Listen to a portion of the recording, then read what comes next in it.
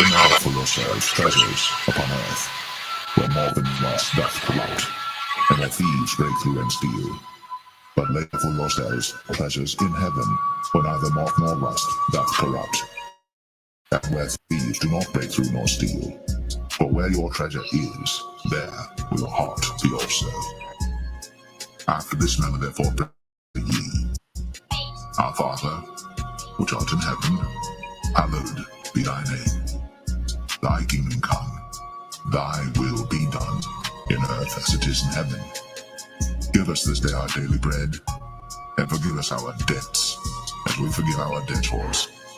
And lead us not into temptation, but deliver us from evil. For thine is the kingdom, and the power, and the glory forever. Amen. The Spirit itself beareth witness with our spirit, that we are the children of God. And if children, then heirs, heirs of God, and joint heirs with God. If so be that we suffer with him, that we may be also glorified together.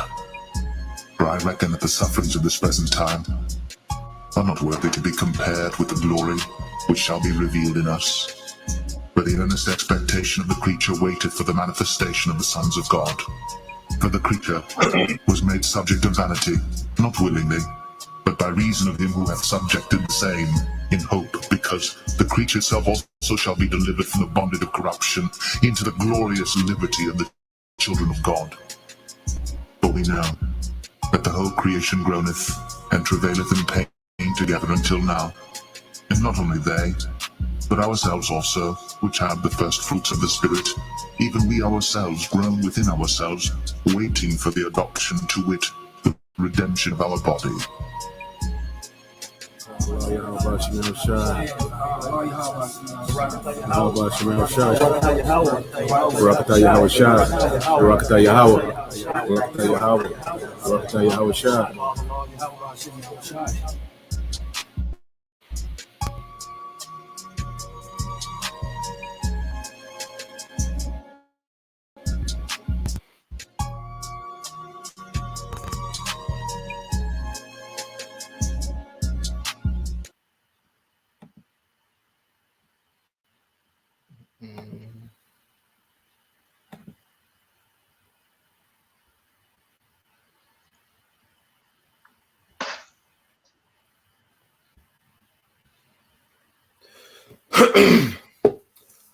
All right. First and foremost, we would like to give all praise and glory unto Yahweh.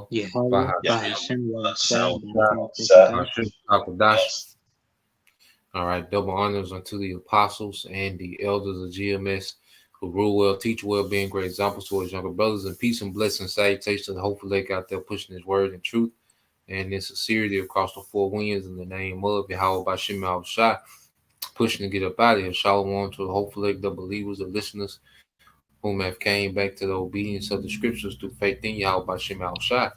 All right, we're GMS Mississippi Camp, and we have a lesson, going into how there's no kingdom, all right, without slaves, all right, because you go into that word kingdom, okay, king, all right, and which is a male, okay, a male ruler, okay, and you go to dome, all right, or dom, all right, which represents domicile or domain, the territory, all right, that their king rules, okay, and we know, all right, as Israelites, our forefather Abraham, Isaac, and Jacob, they was promised the earth. Okay, that's going to be the domain of their descendants, because you inherit, your father's authority. When your father's a king, okay, you inherit his authority and you inherit his domicile. Okay, so as descendants of Abraham, Isaac, and Jacob, we're born into an inheritance of the domicile of the earth. Okay, and within the earth, that means we're going to own everything in it, all right, including, all right, people. Okay, so real quick, before we get into the article, because you have to go back to the beginning, all right, I'm going to share this real quick. If y'all brothers got any points to make, feel free to bring them out. But I just want to grab this real quick. So this is the book of Psalm chapter 2. Now this is when Yahweh Shai was brought forth. Okay.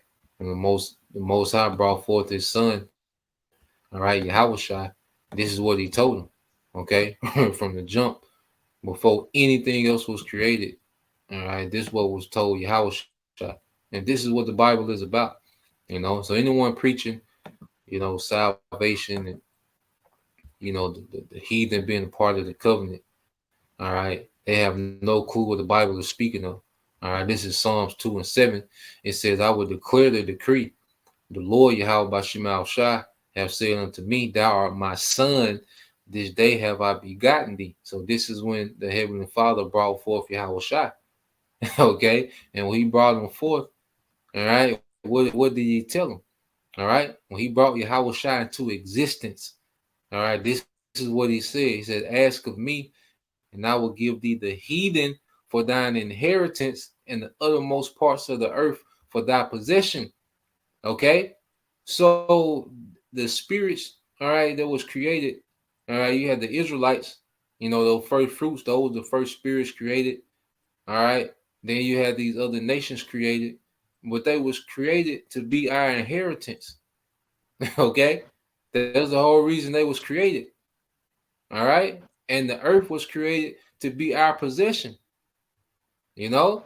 So the Bible is about us falling from glory, all right, coming back to glory, falling back from glory, you know, and this last time when we fail, we're going to come back to glory eternally, you know, and stay claim of the heathen and the possession of the earth. Okay? This is the gospel and the good news, man. This is what the Bible is speaking of, a righteous rulership, you know? So, y'all brothers had anything? I'm gonna go and get the article. No, not me, bro. Okay. So I'm gonna get the article. The beloved brother Lamont Aria, all right, sent the article to me earlier. And it goes into the pretty much, it shows you how slavery is a part of the economy, especially when you're a nation that's just coming into power.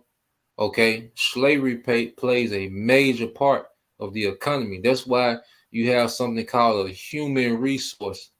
The most valuable thing that you can own, all right, in the earth is humans.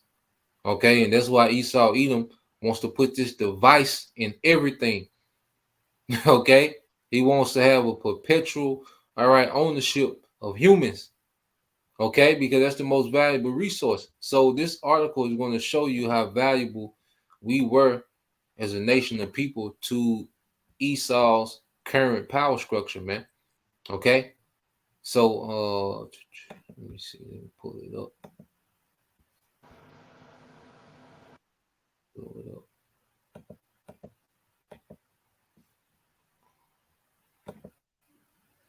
Can y'all see that on y'all end?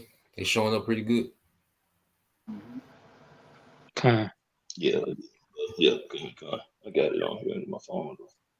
Okay, come. So I'm gonna go into it. All right, this is we said digital history. All right, digital history, and we're gonna read these first 5 articles. All right, it says slavery played a crucial role in the development of the modern world economy. Okay, so this modern world economy, all right, was off the backs, okay, of Israelites, man.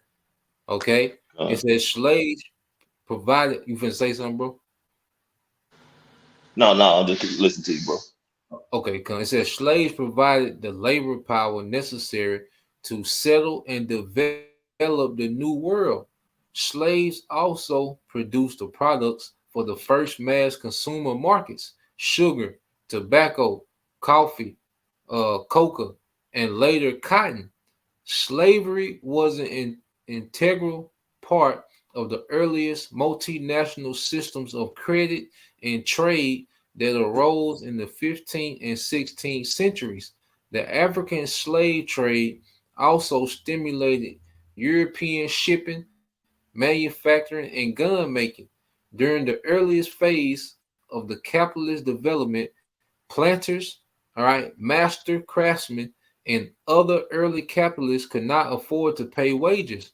Chronically in debt, New World planters could exploit slave labor with expending scarce currency. Slavery provided the cheapest and most expedient way to meet the demand for labor in mining and agriculture. All right, and this is just when you have workers that you don't have to pay. That's the come up. Okay, Yeah, yeah, when you're getting all this free labor, that's a come up. And it's going to go into the numbers. It said the slave trade had profound, because really all they had to do was pay, for just enough food, and just enough shelter, all right, to keep them alive. Just enough clothing, food, and shelter to keep them alive, which is bare minimum, you know. And that's where you get that slave diet from, man. All them scraps, hog maws and chitlins.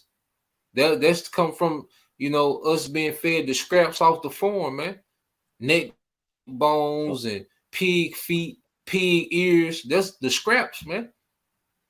you know, and that's the standard American nigga diet. You got it, bro. You can say something. No, yeah, you're right, and that's the standard American diet, and they done turned that to a delicacy, man. And a lot of Jakes know that this is something that come from slavery, man. When you look at your grandma, your great grandma, granddaddy, great granddaddy, that's all they be pretty much bringing to the table: pork chops, hog maw, pig ears, pig feet, chitlin, hog head cheese, everything from the snout to the tail end of a hog, man. But this is just still part of that, trapped in that slave type mentality, man, that Stockholm syndrome. But when you have slaves, you can do that. You gonna mold them into being the type of beast you want them to be. Yep. And to get the cheapest labor and give them the cheapest type of scrap they can give them, because they weren't giving them no steaks, nothing, no beef off of cows and stuff, chicken, really like that. You know what I'm saying? They were giving them that low end type of diet just to keep them going, man.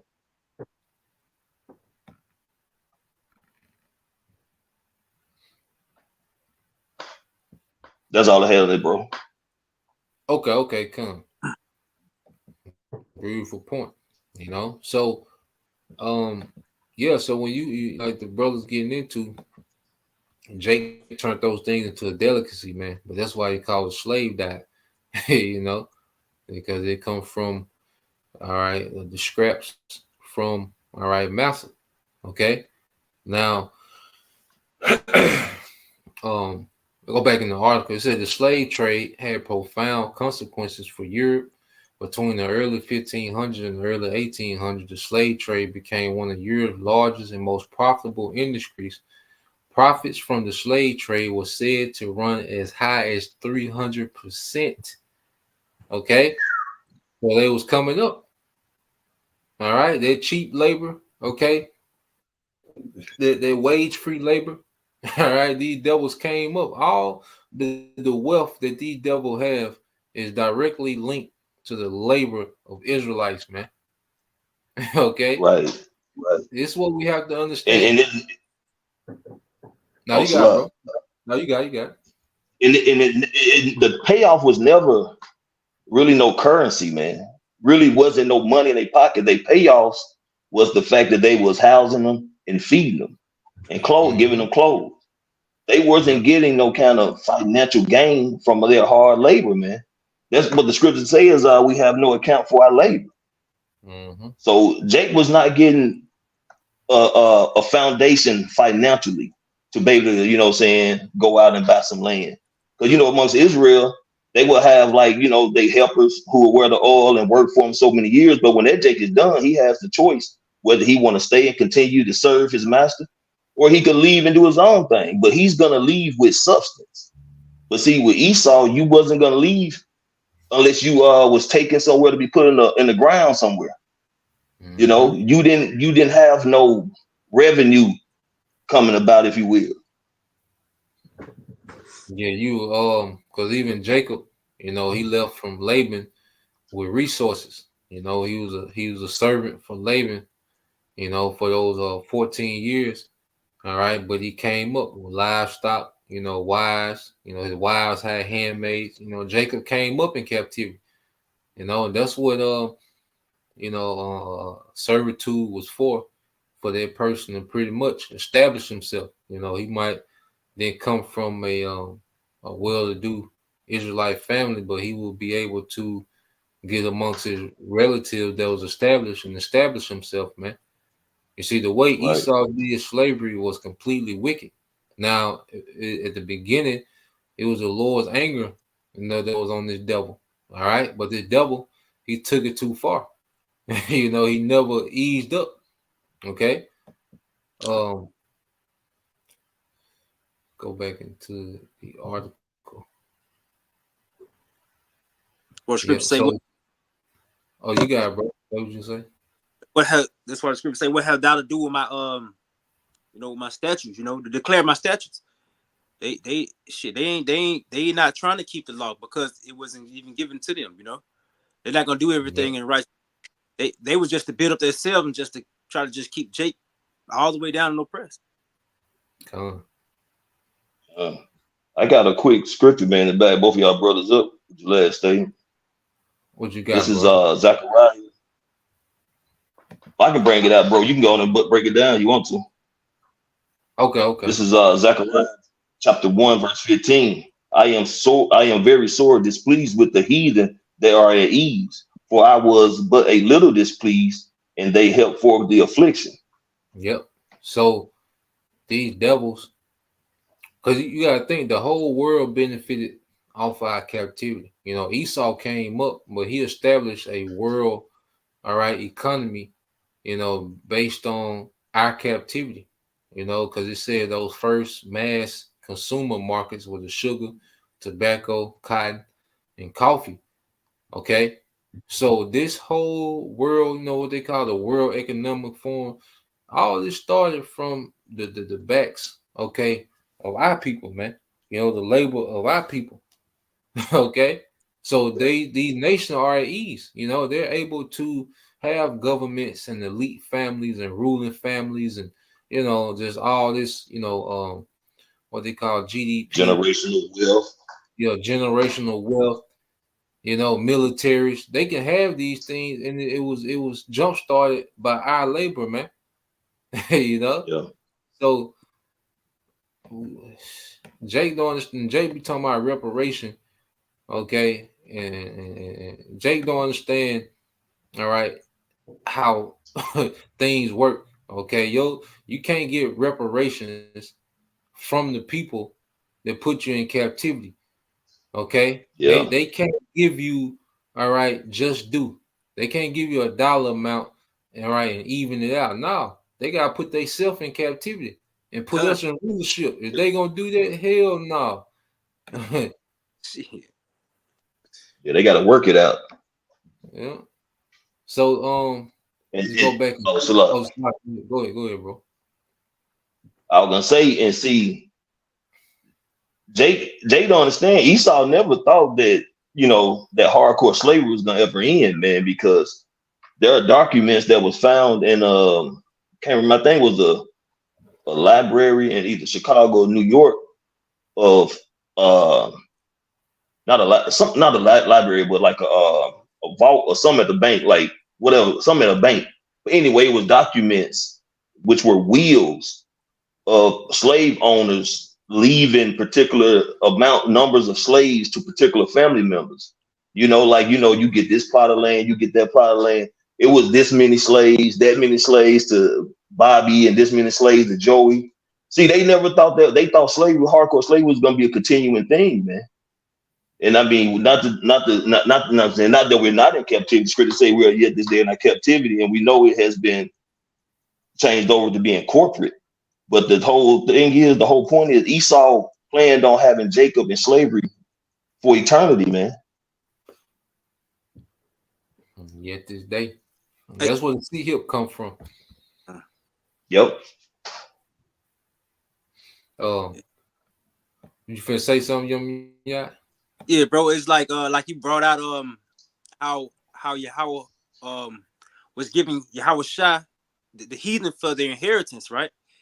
Esau was doing the same thing on the left hand side, giving his seeds slaves for inheritance. You know, Yeah, and that was Esau and his blessing, because he was promised the fatness of the earth, so he was in his blessing, that's why everything was in his favor, but he just did it in wickedness, he never showed mercy, he never acknowledged, the Heavenly Father and his Son.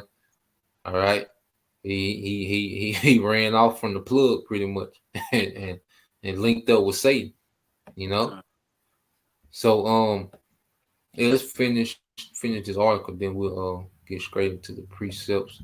It said the slave trade had profound consequences for Europe. Between the early 1500s and the early 1800s, the slave trade became one of Europe's largest and most profitable industries. Profits from the slave trade were said to run as high as 300%. In the mid 18th century, a third of British merchant fleet was engaged in transporting 50,000 Africans a year to the New World. But it wasn't just slave traders or New World planters who benefited from the slave trade. American ship owners, farmers, and fishermen also profited from slavery. Slavery played a pivotal role in the growth of commercial capitalism in the colonies. The slave plantations of the West Indies became the largest market for American fish, oats, corn, flour, lumber, peas, beans, hogs, and horses.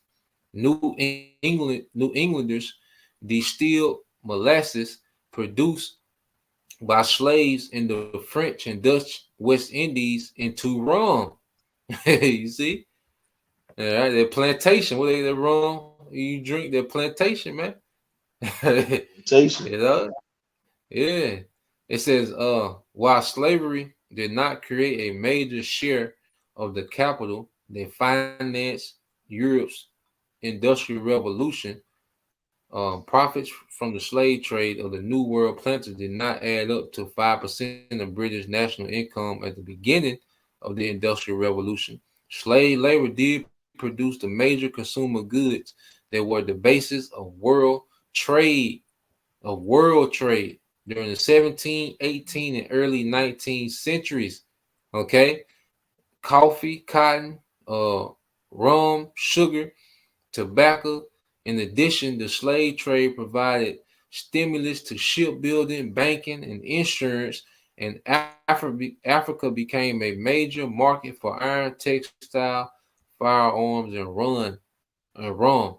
Okay, so the slave trade, all right, pretty much our slavery jumpstart this current economy.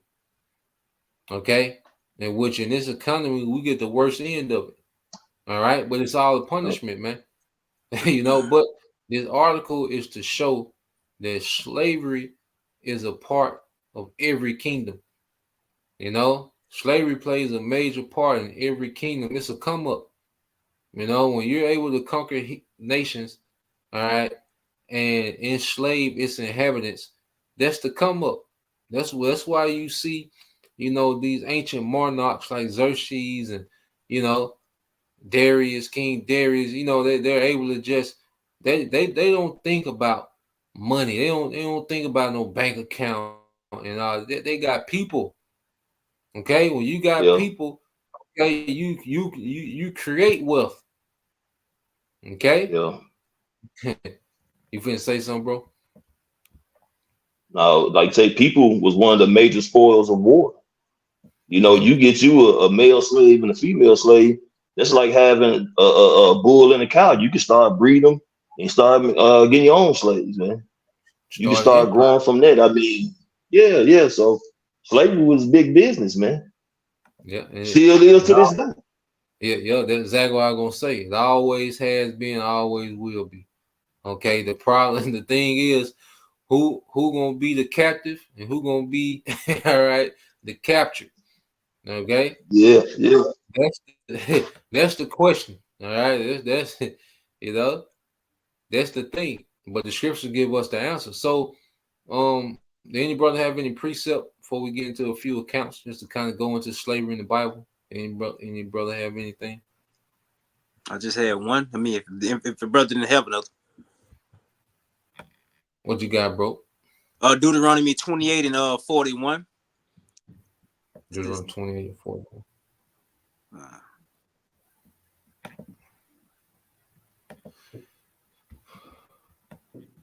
All right.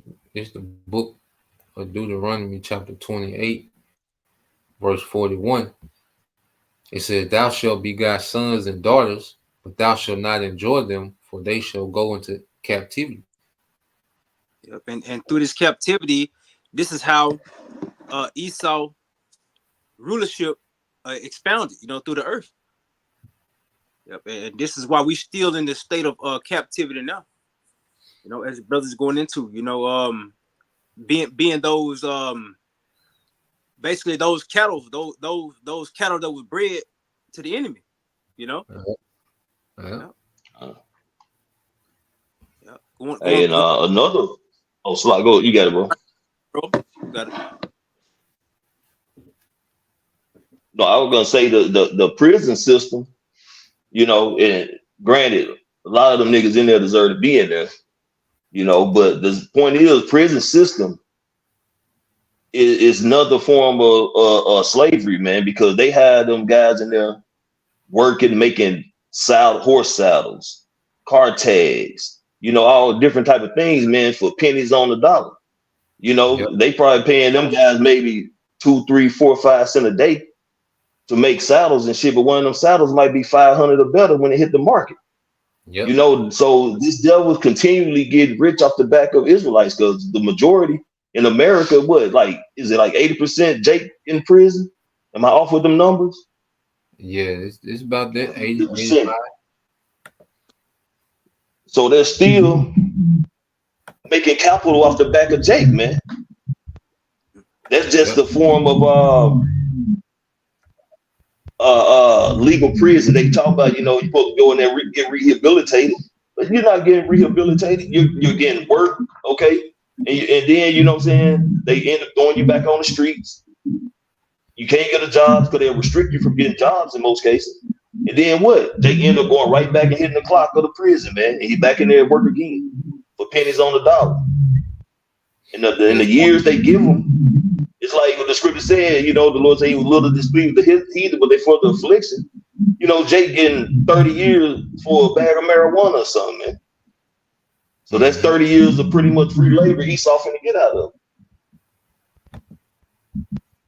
And what did Esau got to do? Just house them, all right, and give them just enough food to survive. Yeah, this is a clothes. And when it, a lot of these prisons start bringing in them wild boars, man, because the wild boars, especially in Texas, the wild boars that started getting so plentiful, they just started letting people kill them, man, at random. And apparently the prison system started making a deal with this particular, I can't remember the guy's name, man, but he had like a crew. They would hunt all these boars, man, and the meat be sent to the prison. Goes back to the slave diet, man. Mm-hmm.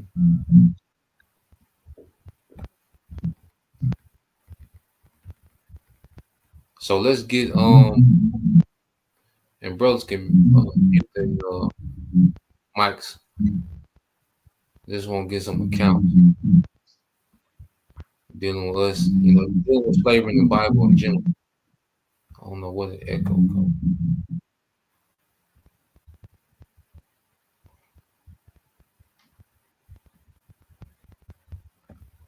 I had a point I wanted to make.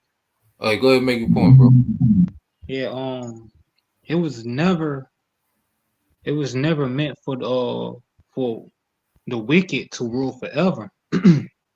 Because just by the way they rule, they destroy their own resource, and it all is in, and by that's happened, that's always producing a diminished process, a diminished work, because it just keep getting lower and lower. It keeps getting worse and worse. You cannot flourish like that. And this is I got a scripture for it. This is Proverbs chapter 29, verse 2. When the righteous are in authority, the people rejoice, but when the wicked bear rule, the people mourn. And that's why you see the world is in the state is in right now, because these people have no true understanding, because what the scriptures is the wisdom and knowledge and understanding. The scriptures give you the knowledge to how to operate in the earth, how to conduct with and in the earth. You see, that's why the law, statute, and commandment was given to what?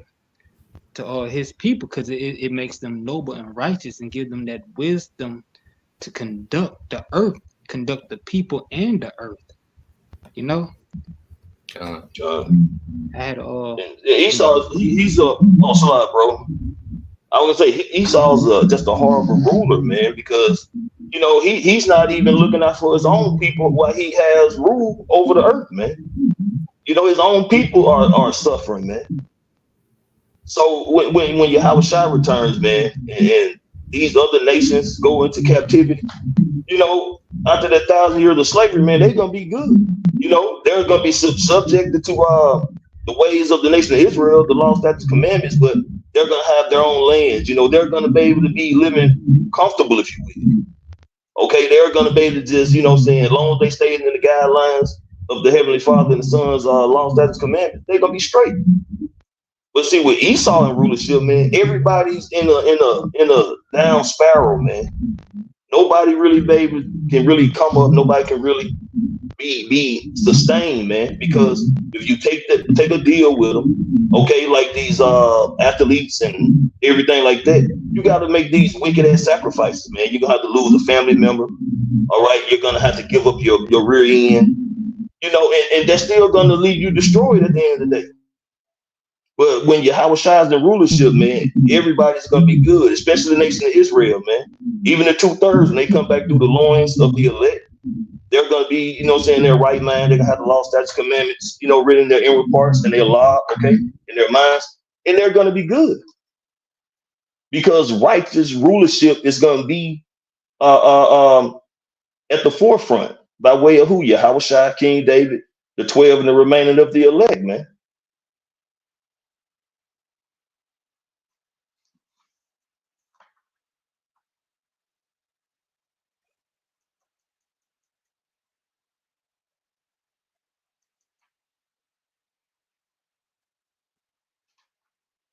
you brothers hear me?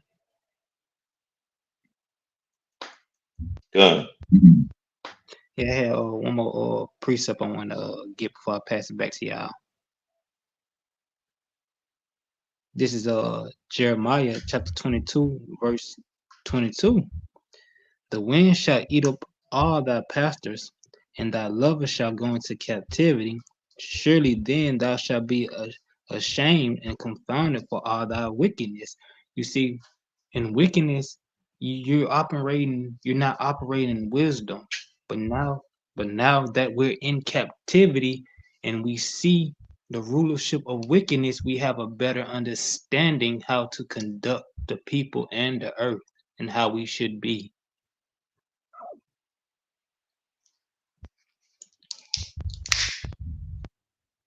That's all I want to say. Gun, bro. So we're learning good and evil. We're learning righteousness and unrighteousness. So we couldn't be those king and priests to be able to rule in righteousness if we don't know how the wicked and unrighteous conduct. Okay, we need to be able to distinguish the different behaviors, man. So we have to know both sides.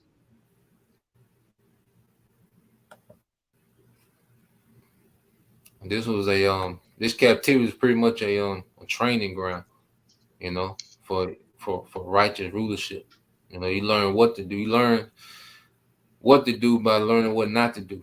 That's really what sum up experience. And in this modern society, when people hear slavery, they look down on it, and they look at it, as inhumane, but they have the mindset of how Esau Edom did slavery.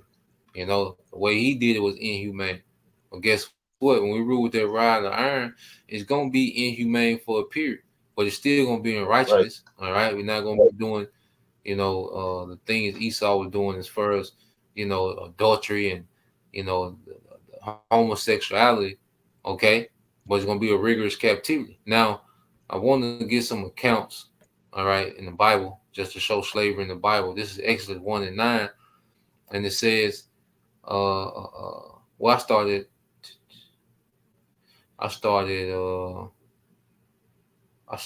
6.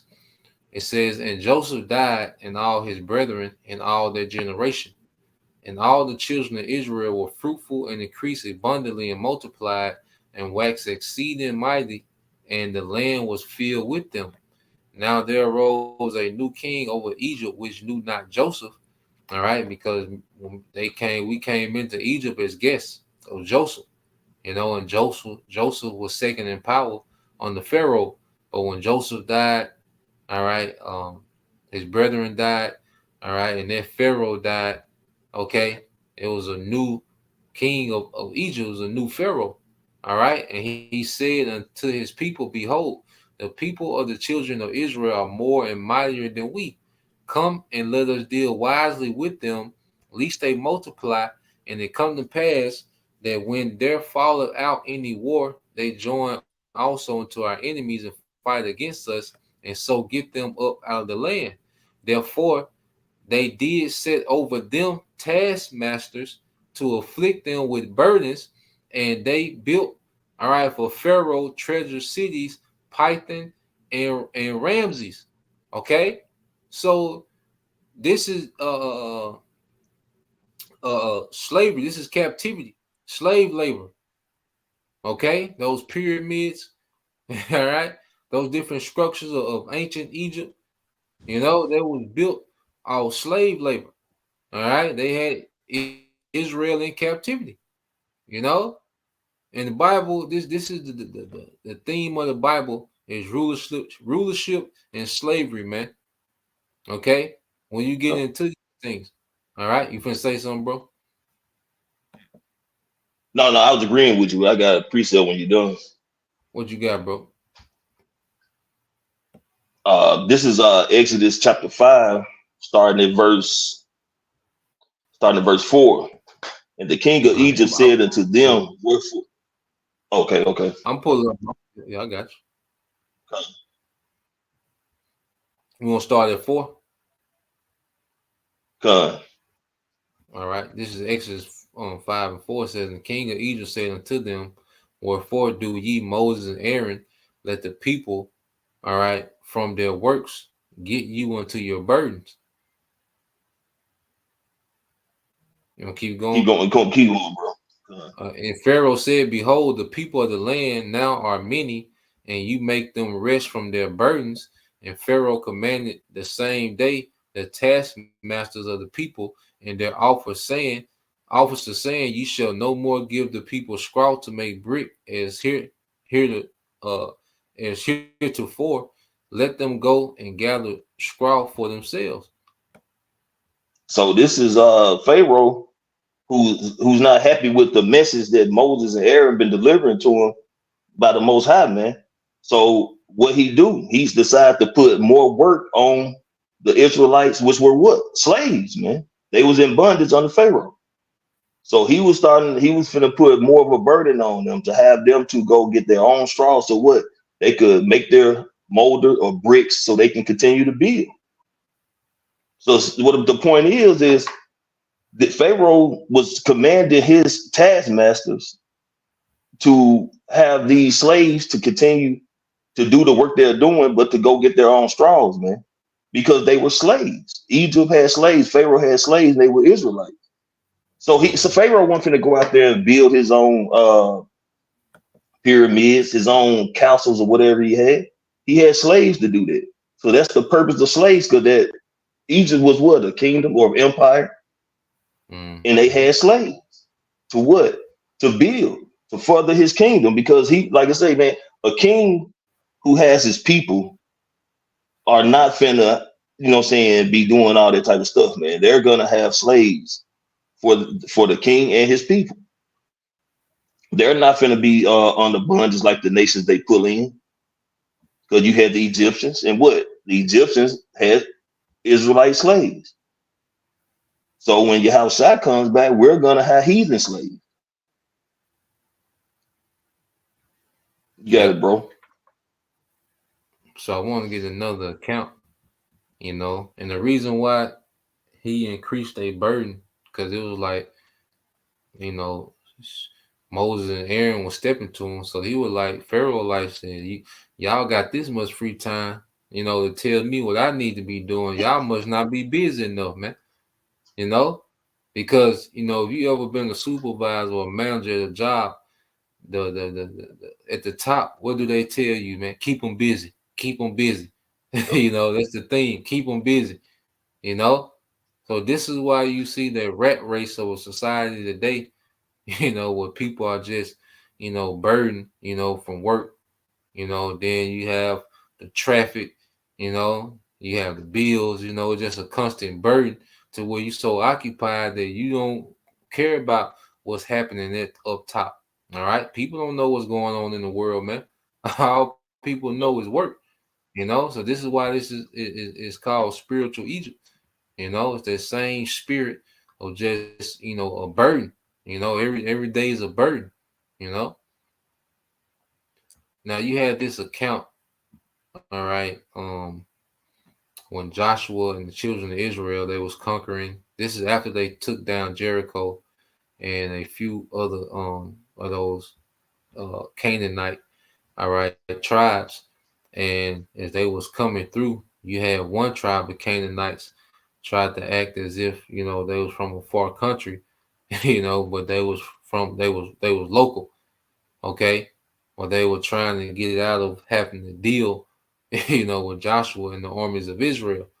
So, you know, it made it seem like they came from a far country and their food was rotten, and you know, they came with gal. All right. So when Israel found out, all right, this is, you know, what Joshua and the men of Israel made them do, because they promised that they wouldn't kill them. Okay. So they couldn't kill them. All right. So they had to come up with something else. All right. And it says, this is Joshua 9:17 says, and the children of Israel journeyed and came unto their cities on the third day. And this is the cities of the Canaanites. Now their cities were Gibeon and Chipporah and Barak and Karja and Kirja Jearim, and the children of Israel smote them not, because the princes of the congregation had sworn unto them by the Lord power of Israel, and all the congregation murmured against the princes. But all the princes said to the congregation, we have sworn unto them by the Lord power of Israel. Now therefore we may not touch them. So they couldn't kill them because they had made an oath that they wasn't going to kill them. Okay. It said, this will we do then. We will even let them live, least wrath be upon us, because of the oath which we swear unto them. And the princes said unto them, let them live, but let them be hewers of wood and drawers of water unto all the congregation, as the princes had promised them. Okay?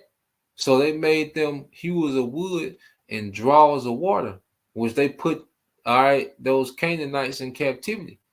They made them servants. Okay? So when you read the Bible, it's full of nations putting other nations in captivity. There was Israelites putting Canaanites in captivity, man. You know, and you had accounts that the brother got. The brother got anything? I'm just trying to get all these accounts out the way.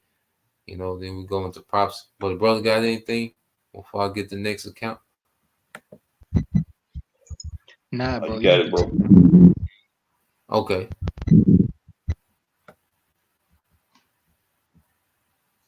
All right. So let's get this account. All right, because you know, we went into captivity several times, you know, and you had times when we were put nations in captivity, but we've been in captivity, majority of our time, as a nation. All right, this is Israel, like your uncle, that was in and out of prison. You see that nigga for 2 months. If you gone 8 years, come back, for a year, leave another, 5 years. That was us, man. This is Jeremiah 39:1 says, in the 9th year of Zedekiah, king of Judah, in the 10th month came Nebuchadnezzar, king of Babylon, and all his army against Jerusalem, and they besieged it.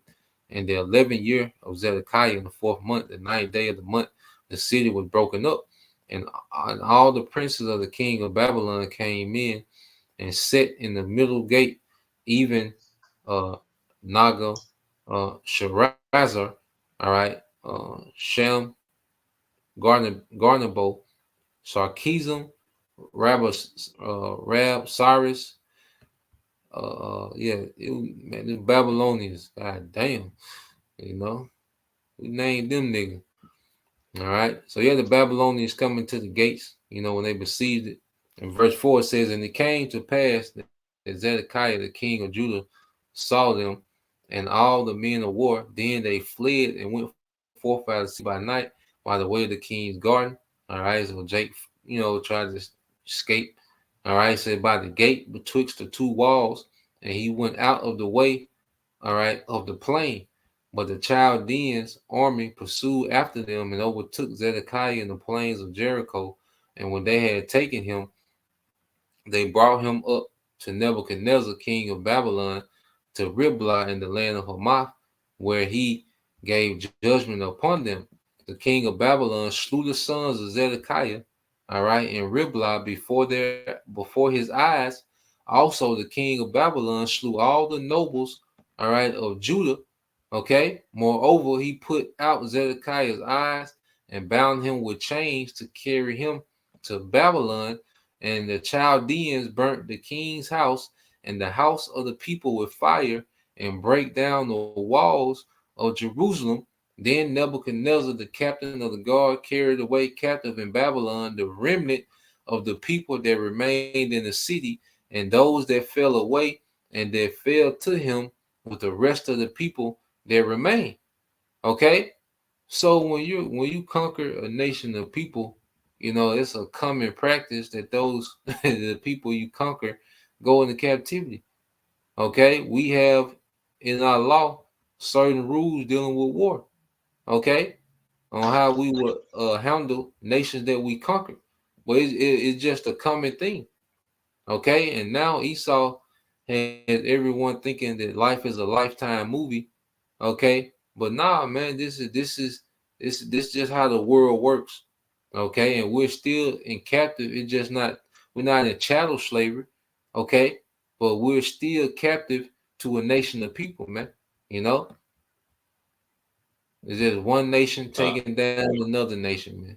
You go into the Bible, it's full of it. Okay, and it's happening now. All right, you got it, bro. You finna say something? I would say because one way that a particular people are ruling is because the law of the land is theirs. They come up with the laws, man. And who come up with all these different laws that you have to obey, to be able to keep what so-called freedom you have? It's Esau Edom's laws, man. Mm-hmm. So I want to just get this account real quick, because when Egypt put taskmasters over us, because Egypt was a superpower at the time. Okay, but under King David, Israel became a superpower. So I just want to get this account of King David and his triumph, and how it played out for Solomon. Get these two accounts, and then, like I say, we can get into the prophecies, and we close it out. This any brother had any points or anything they want to say before I get this account? Not yet. You good, young guy?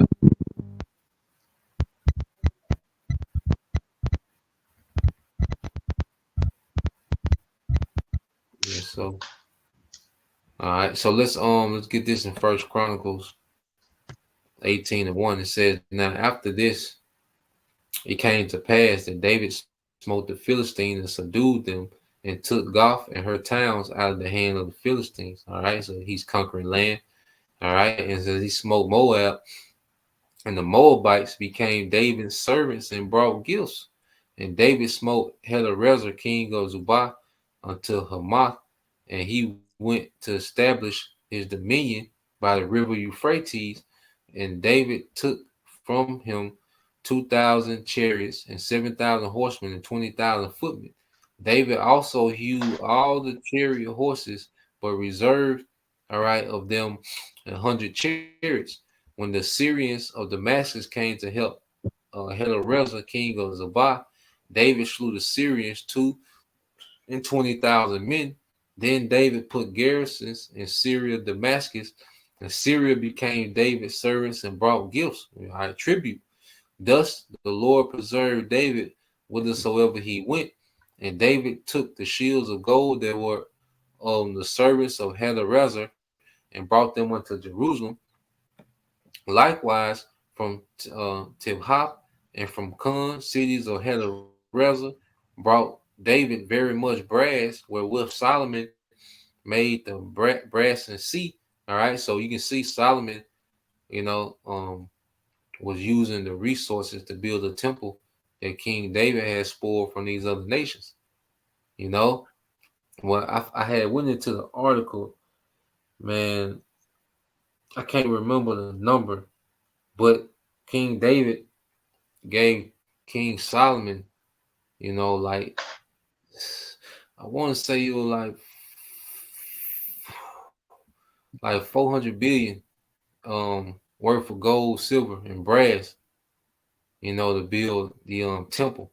I had to try to find that article, man. I did a lesson on it.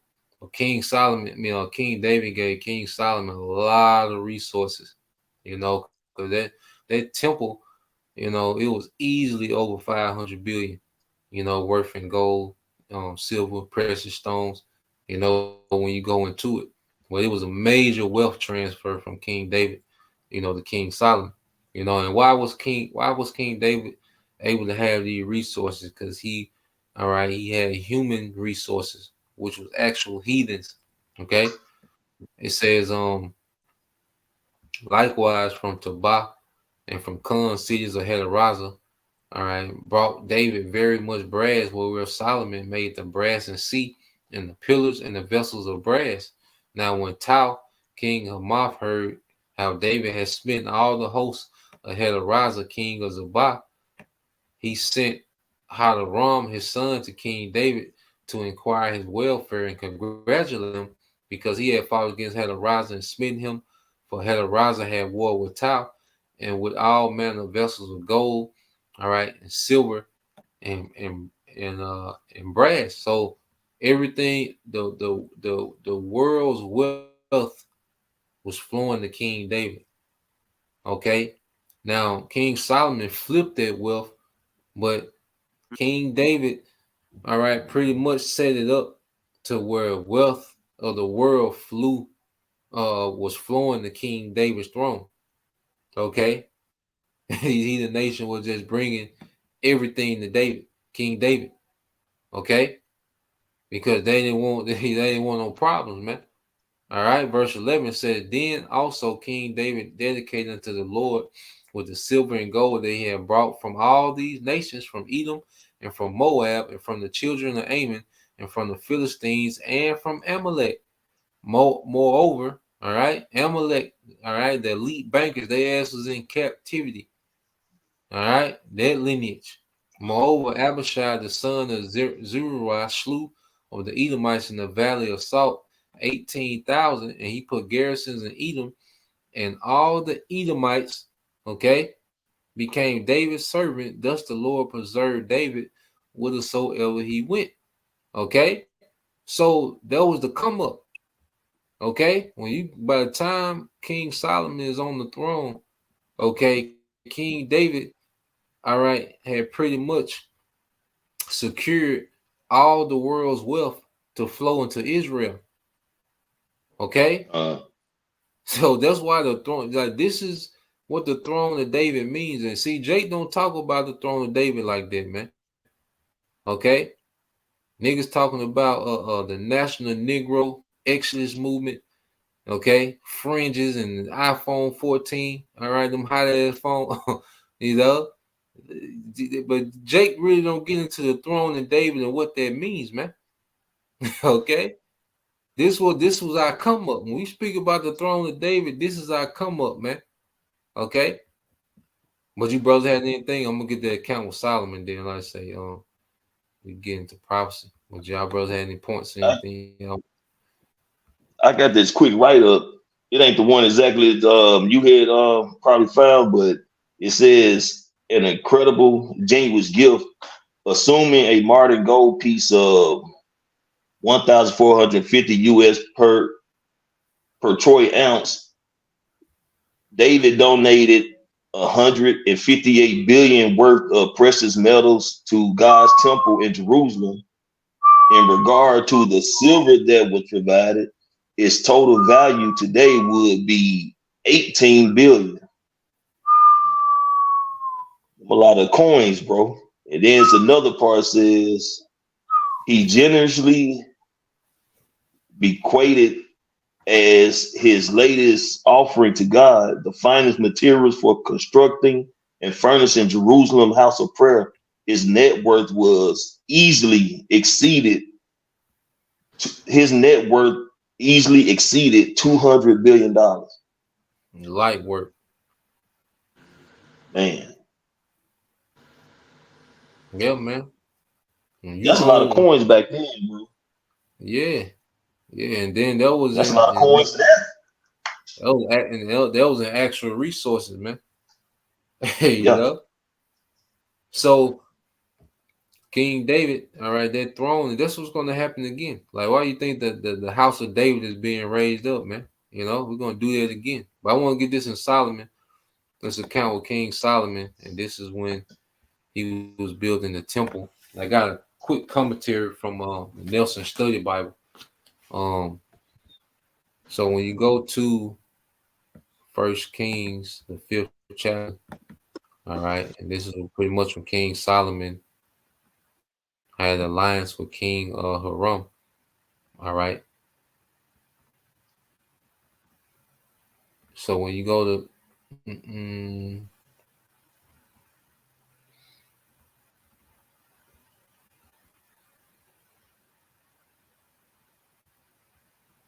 so King Hiram, you know, he was because you got King Hiram, which was a Canaanite king, all right, and then you had he was a king of Tyre, and then you had Hiram Abiff, you know, that's who was the main mason for the temple, and that's what you know the Illuminati, you know, these Freemasons, you know, that's pretty much what they into, you know, that's why you got that Mason sign, you know, with the G and the measuring, you know, a lot of it goes back to Hiram Abiff, you know, he was a master mason of the temple, you know, he was a master mason for King Hiram, you know, but King Hiram, all right, pretty much allowed King Solomon to lease him out for the temple, all right, and the King Hiram was balling too.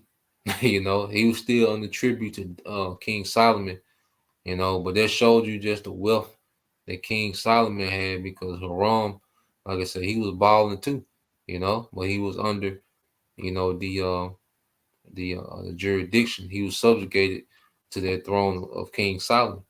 All right. That's why he, you know, he had to lend out those men, you know, for the building of the temple. All right. And they were doing some major trading. You know, they got this. I think we read First Kings 5:10. It says, so Hiram gave Solomon cedar trees and fir trees according to all his desire. And Solomon gave Hiram 20,000 measures of wheat for food to his household and 20 measures of pure oil. Thus gave Solomon to Hiram, all right, year by year. So they had trades going on, man. Major big boy trades going on. All right. This is what And this is. say Oh, yes, you got it, bro. no, just a random question. Who was getting all these trees and gathering together? Who was producing all this oil, man? Who was picking those olives or whatever they were making oil out of? It wasn't King Solomon. It was slaves, man. Come on. He's gonna go into it. And it said, 1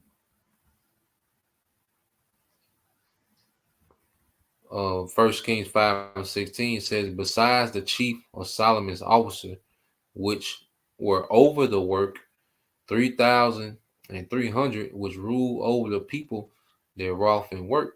Okay. And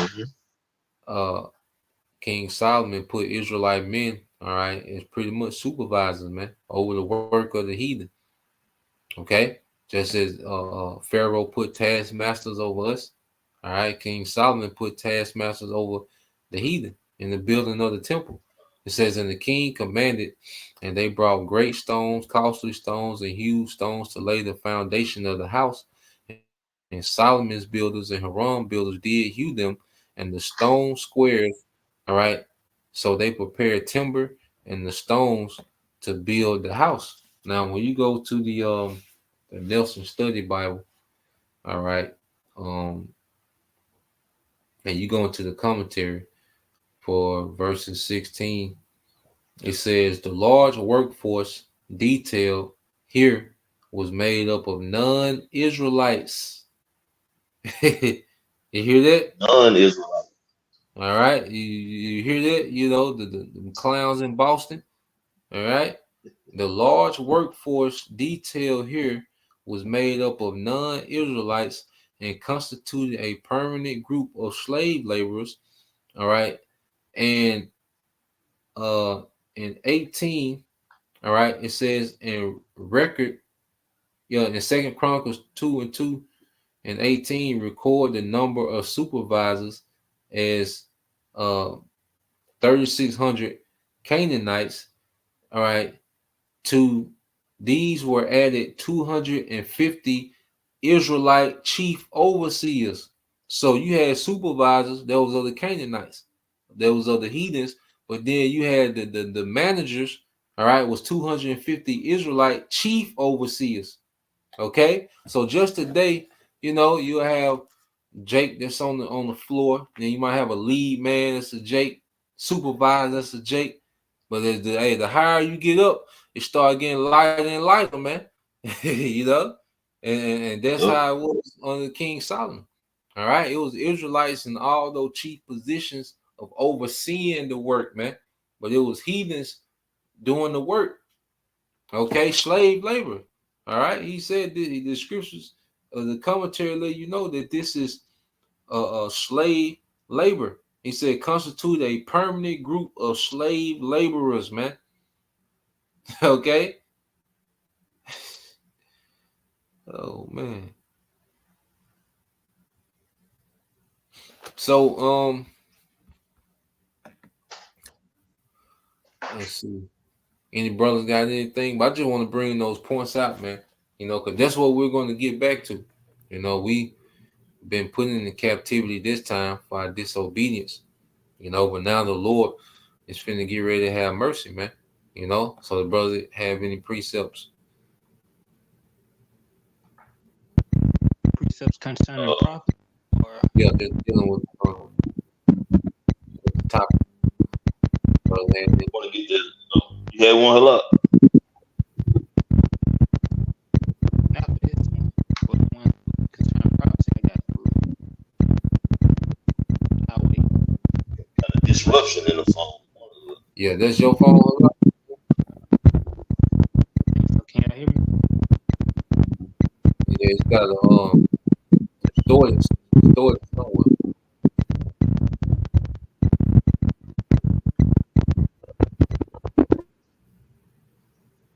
Yes, I got a distortion somewhere, bro. How about now? Is it better? Yeah, it's the same. Still there. You guys go ahead. you just muted, bro. I don't know what it might. Would you connect the Wi-Fi or you straight on data? Data. I don't know. So yeah. So let's. I got one, bro. What you got, bro? I'll get it for you. That Luke 16, starting in verse 19. I guess to read the 25. Yeah, I guess 19 to 25. Okay, come. All right. You can break it down, bro. This is the book of Luke, chapter 16, verse 19. There was a certain rich man which was clothed in purple and in fine linen and fared sumptuously every day. And there was a certain beggar named Lazarus, which was laid at his gate full of sores, and desired to be fed with the crumbs which fell from the rich man's table. Moreover, the dogs came and licked his sores, you know? And you So, can pretty much equate that. Oh, Salak, bro. no, you got it. I would say you can pretty much equate that to the nation of Israel and the Edomites and the other nations, man. How we pretty much been beneath them. Okay, they've been on top, you know what I'm saying? Pretty much having their foots on our neck. Yeah, Esau being their rich man, clothed in purple, purple representing rulership, fine linen, his comfort, and he fared sumptuously, man, which scripture say he's not in trouble as other men, and that beggar, right, all right, being Israel. And like you say, even going back to that slave died, those are the crumbs, all right, from the rich man's table, and even today, Jake, brag about, all right, these salaries, what they call a high value man, $100,000 a year, Jake is considered a high value man. All right. Well, you have these devils, okay? Cause Jake be 45 and just making 100,000, but you have these Edomite devils 18 and 19 making 150,000, working for their fathers, right, man. Okay. right. So you Israelites are getting the crumbs, no matter what. Even these niggas that are billionaires, they're still getting crumbs from Esau Edom. Yep. So no matter what salary a nigga got, it's still crumbs off the table of these devils, man. Okay. Yeah. Verse 21, reading again, it says, "And desiring to be fed with the crumbs which fell from the rich man's table. Moreover, the dogs came and licked his sores." Those heathen nations, as you said, they pretty much benefit off our captivity, man. Okay. Right. The China man restaurant, okay. Yeah. The Indian gas Hair station, stores. yeah, hair stores, everybody benefit off Jake captivity, man. And it says, and it came to Yeah. pass. What? Timu. Jake be Oh telling Timu.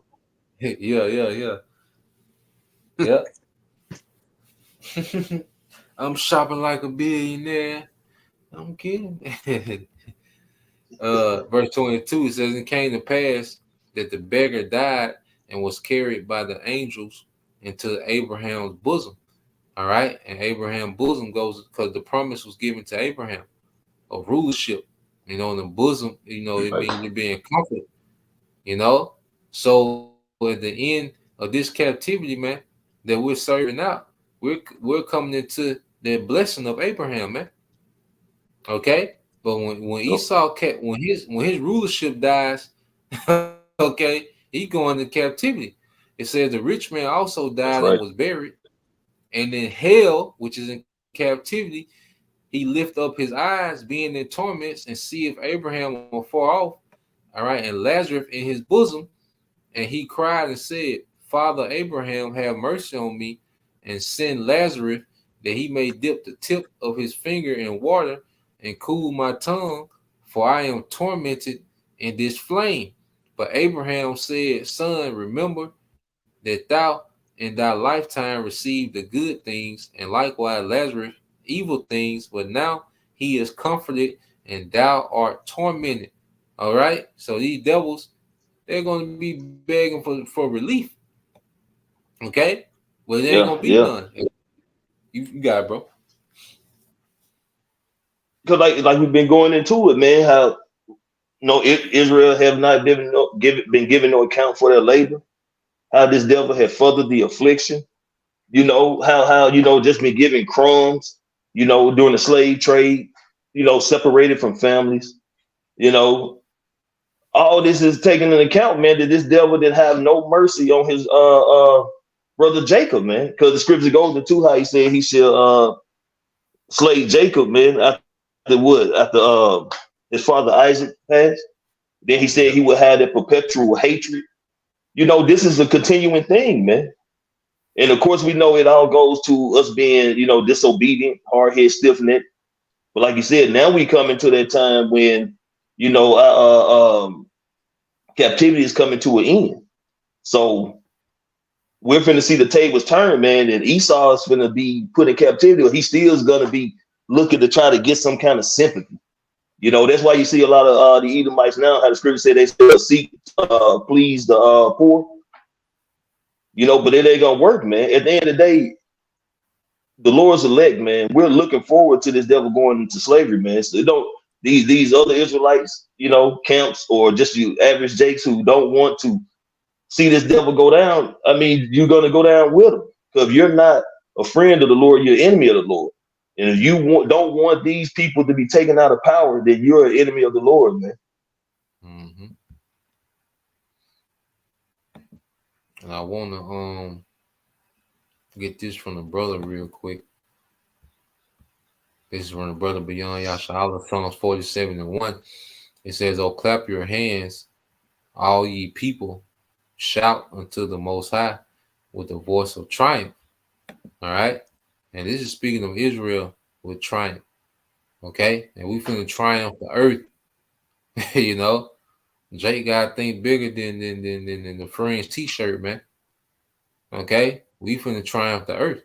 And it says, "For the Lord, Yahweh Shema Al-Shah, Most High is terrible. He's a great king over all the earth. All right. He shall subdue the people under us and the nations under our feet." And that's what was told in Psalms 110. We'll get that. And this is what Yahweh Shai is waiting on. As he's at the right hand, he's waiting to come subdue these heathens, man. This is the purpose. All right, Yahweh Shai is coming to deliver his elect, okay, and subdue the heathen, man. That's the mission this time. He came to be that sacrifice, so we will have a grace period, in which, because this grace period, like we was talking about earlier, this grace period was a time for us to be in captivity, but learn how to be rulers, learn how to be balanced, understand righteousness, understand. Because see, in the kingdom, we're going to know how to judge every person in the kingdom, from the working man to the rich man. We're going to know how to judge every person in the kingdom, every class, because we at the bottom. So we get to see things from the perspective of the bottom. And now we have this understanding. So when we go around the earth, when we go through our day to day, we start to look at the things that need to be changed according to, all right, the wisdom that we have, but we don't have the power to do it. Yahweh Shai, he's going to come back and we're going to have that power, just as the slave trade kicked off Esau kingdom. Well, Yahweh Shai coming to put these heathens in captivity, that's going to kick off our kingdom, man. Okay. That's the mystery. Until you, it was given to understand the mysteries of the kingdom. Okay. I'm gonna get this real quick. Did the brother have anything? I'm gonna get the Psalms 110. Revelation 13, 9 and 10. You want to get that Psalms first? That's cool too, bro. Yeah, I'll get that Psalms and then I'll get that for you, bro. This is Psalms 110:1. And it says, "The Lord, Yahweh Shema Shai, said unto my Lord, sit thou at my right hand until I make thy enemies thy footstool. Okay, so this is the Heavenly Father said unto Yahweh Shai, sit thou at my right hand. And that's where Yahweh Shai is at now. Because he finished his mission, okay, being that sacrifice. Now he has another mission to come be that conqueror, man. Okay? And these enemies are going to be made, okay, the Lord's footstool, man, which is showing that they're going to be in subjection, man. And when you cast your foot over something in the ancient world, when you cast your shoe over something that represent that being your possession. That's why I say over Edom, should I cast my shoe? Okay. You said Revelation, didn't bro? Yep. It's the book of Revelation, chapter 13. This is Revelation 13 and 9. It says, if any man have an ear, let him hear. He that leadeth in captivity shall go into captivity, and he that killeth with the sword must be killed with the sword. Here's the patience and faith of the saints. And it's pretty much saying, you know, to listen up. Anyone who have an ear, you know, to understand what the scripture is saying. And it's speaking on he that leadeth into captivity shall go into captivity. And who been the primary leader when it comes to leading the nation of Israel into captivity? It's been Esau Edom, man. Okay, and who was given the blessing of the sword? Who's been going throughout the earth with the sword, conquering, killing, murdering, and taking over people's resources? Esau Edom. So he that would lead into captivity shall go into captivity, and he that killeth with the sword must be killed with the sword. So Esau is going to go into captivity. A lot of these devils are going to be killed when Yahweh Shai returns, okay? And they're going to go into captivity, and they're going to be getting put to death and brought back throughout the whole 1,000 years of their slavery, man. And then it's going to come to that point, as it's written in the book of Obadiah, that, you know what I'm saying, Esau is going to be stubble, man. He's going to be completely eradicated, okay? He's going to be completely put down, and he will be no more. The nation of Esau, as it's scripted, the father, the brother, and the son, you know, that bloodline, that seed line is going to be completely cut off, as well as the Edomite women. But you know, we all know that the seed is the bloodline. So all that is going to be completely cut off, and the nation of Esau will be no more. Okay. But he will go into captivity for 1,000 years before that demise comes. Okay. I got another one coming, boy. You finna say something on Yummy Yacht? And I was just saying, yeah, and see, because the scripture say 2 Ezra 6 and 2, what is it, 6 and 9? Yeah. How Esau is the end of the world, Jacob is the beginning that followed. Yeah. And well, the ultimate Jacob's coming to take rulership and put these devils in subjection. So and as the scripture says, and you know, if you want to get your scripture first, bro, that you was gonna get. No. What you got, bro? I was just gonna get Isaiah 14. We can just get the first few scriptures. Isaiah 14, come. Yeah, Mm-hmm. I got you, bro. All right, bro. All right.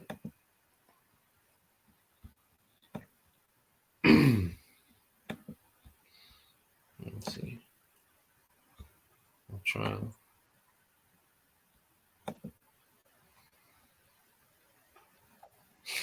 All right, this is the book of Isaiah, chapter 14, verse 1.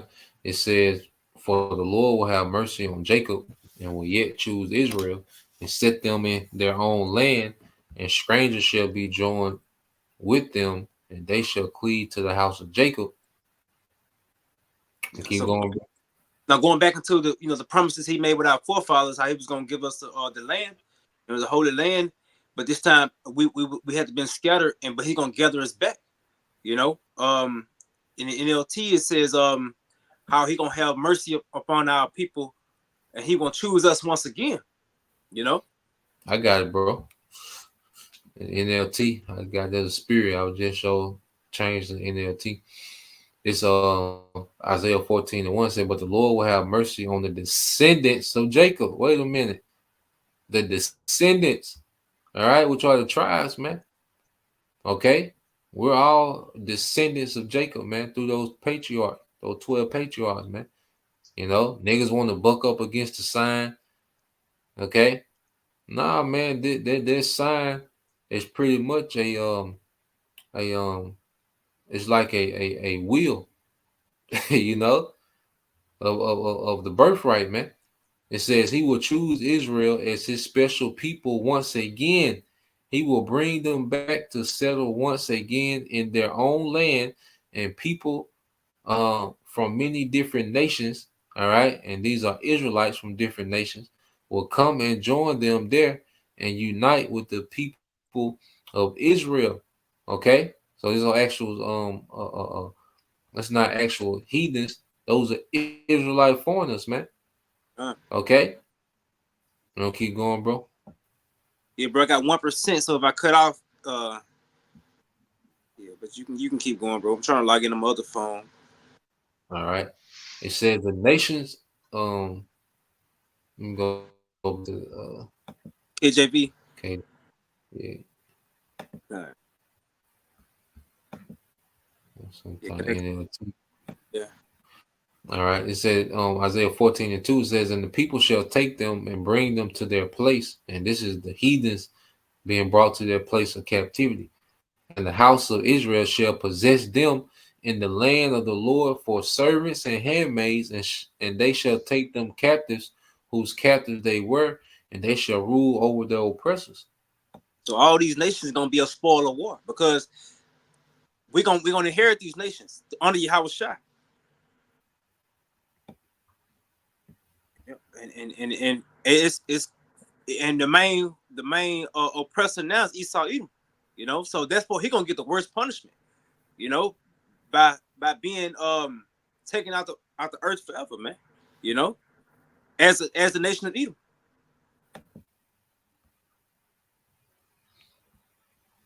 Verse 3, it says, it shall come to pass in that day that the Lord shall give thee rest from thy sorrow and from thy fear and from thy hard abundance wherein thou was made to serve. Going into the kingdom of heaven, we're gonna get the kingdom because then it's gonna be our rest, you know. Mm-hmm. Then it's gonna be our rest. Then it's gonna be where we can actually rule over the heathen, you know. Like I said, under Yahweh Shai. Mm-hmm. Phone went off. They're gonna take them captives who captive we were. So I want to get this from the brother. Yeah, we can end it here. You know, we're hour 20 in. Unless a brother had anything else. Does the brother have anything else? I had one more, bro. I want to bring out. Cause I'm gonna end with what the young got. What you got, bro? Daniel 7, chapter 26 and 27. Okay, I got you.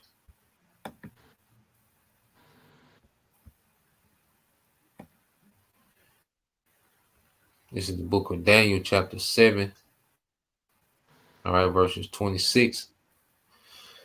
It says, but the judgment shall sit, and they shall take away his dominion to consume and to destroy it until the end. And that's the judgment, okay, of Esau Edom being removed from power. Okay, is why his dominion gonna be taken away. All right, and his infrastructure gonna be destroyed. Okay, there will not be one concrete building, okay, in the kingdom. All this coming down. Okay, not one sidewalk, a bike lane, nothing. All right, all this coming down, man. You know, no statues, no monuments, nothing. All right. Verse 27 says, and the kingdom and dominion and the greatness of the kingdom under the whole heaven, which is the earth, shall be given to the people of the saints of the Most High, whose kingdom is an everlasting kingdom, and all dominions shall serve and obey him. Okay, King of Kings, Lord of Lords. You got it, bro. Oh no, it's pretty much self-explanatory. Like you say, King of Kings, Lord of Lords, all these shall bow, man. All the other nations, You know, they're going to be slaves. They're going to be under dominion. You know, the animals, the plants, everything is going to be under dominion of Yahweh Shai and the Israelites, man, the kingdom of heaven. And that kingdom is everlasting. So these other nations think they got next. Ain't nobody got next, man. It's going to be Yahweh Shai, and that's going to be the end of it. Yahweh Shai's kingdom is going to be a forever kingdom, man, everlasting. And these heathens gonna be perpetual servants. You know, it's gonna go from a rigorous captivity, and eventually they're just gonna be in perpetual servitude, man. You know, um, a lot. You want to see your phone, see what they're doing. Y'all can hear me? I'm coming out. Sound better. Feel a little distortion.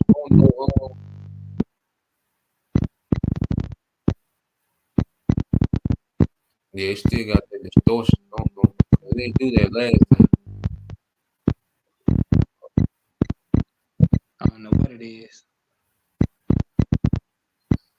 But I had, if you can hear me, I had Jeremiah chapter 30, verse 16. Okay, yeah. Hold on. I got you, bro.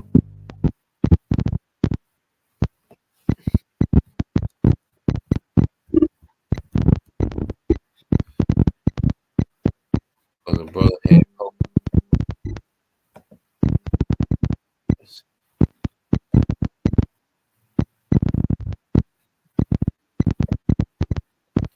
And I read it. This is the book of Jeremiah, chapter 30, verse 16. It says, therefore, all that devour thee shall be devoured, and all thy adversaries, everyone that shall go to captivity, and they that spoil thee shall be spoiled, and all they, it says, and all that prey upon thee will I do for a prey. Yeah.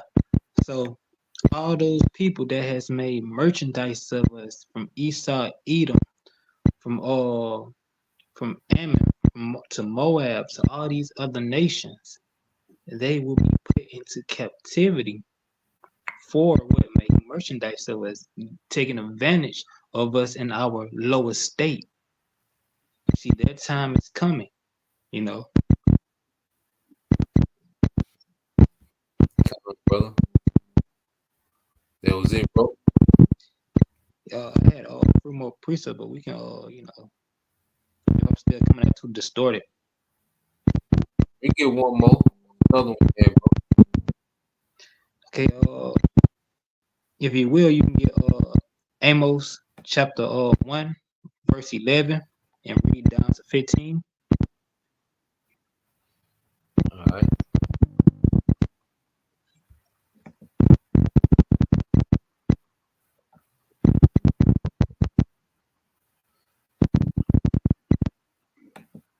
Hey, see if you turn your phone down a little bit.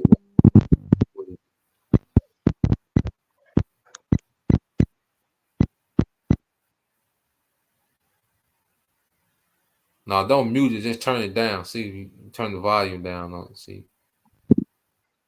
I did. I'm coming out. Yeah, it's better. A little better. Let me pull it up. There you go.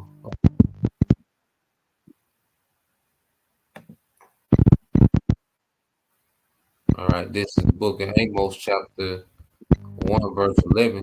It said, thus said the Lord, for 3 transgressions of Edom, and for 4 I will not take away the punishment thereof, because he did pursue his brother with the sword, did cast off all pity, and his anger did tear perpetually, and he kept his wrath forever. Yeah, because again, as scripture said, he kept his wrath forever. He did not let it go. So once he get into captivity, he's gonna stay in it until he's done away with, you know.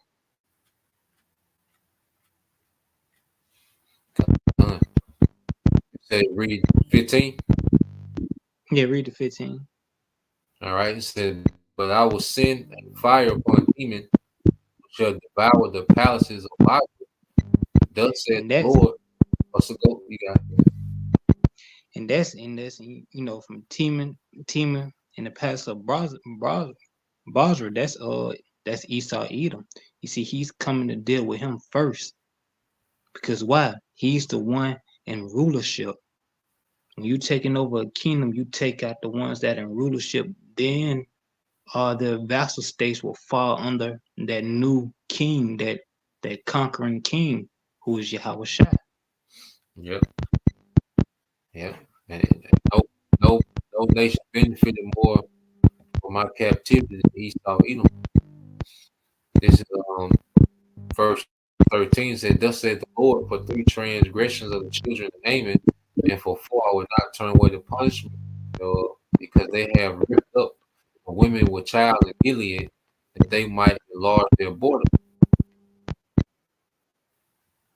And that's them destroying other, destroying people to, like, how you doing war, you destroy them, take their children, take their possession, take their cattle. You see, all these things they did, it's gonna be turned upon their heads. Verse 14 said, "But I will kindle a fire in the wall of Rabbah, and it shall devour the house with shouting in the day of battle, with a tempest in the day of the whirlwind. Their king shall go into captivity, he and his princes together, said the Lord Yahweh Shai." And that's all the nobles of this world, them all the elites, them the upper class, Edomites, Ammonites, Moabites, whatever ites you is, except for Israelites. all those people that has, taken advantage of us is going down in a terrible day. And it's, that whirlwind tempest talking about thermonuclear fire and fire from the chariots of the Lord. The day of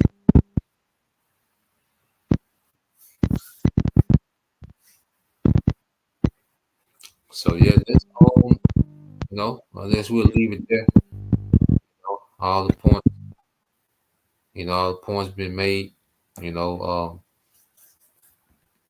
Still, how you get off? I don't know how you got out here on your Salaki, but Yeah, my phone died. oh, you had to come back. Okay. Okay, come. All right. Well, yeah, man, we'll leave it there. I said then when we close out, brothers, y'all can stay on for a minute, for y'all leave out. But yeah, we'll leave it right there. All right. Just want to go into, the dynamic, of slaves in the kingdom, because contrary to proper belief, okay, slavery, all right, is a relevant thing and it always will be. Okay. It's just how you do it, and we're going to do it with class, after that 1,000-year period, it's going to be an honor, to work, all right, for an Israelite household. Like Jake jump up and down for a government job today. Okay, well, in the kingdom, after that 1,000 years, it's gonna be a privilege and an honor, to work for an Israelite estate. It's gonna be a desired, okay, job after that 1,000-year period. So yeah, that's the point. We'll leave it there. Lord will, you brothers, all right, and you sisters edified once again. We're gonna give all praise, honor, and glory to Yahweh. Bahashim, Yahweh Shai. Sure.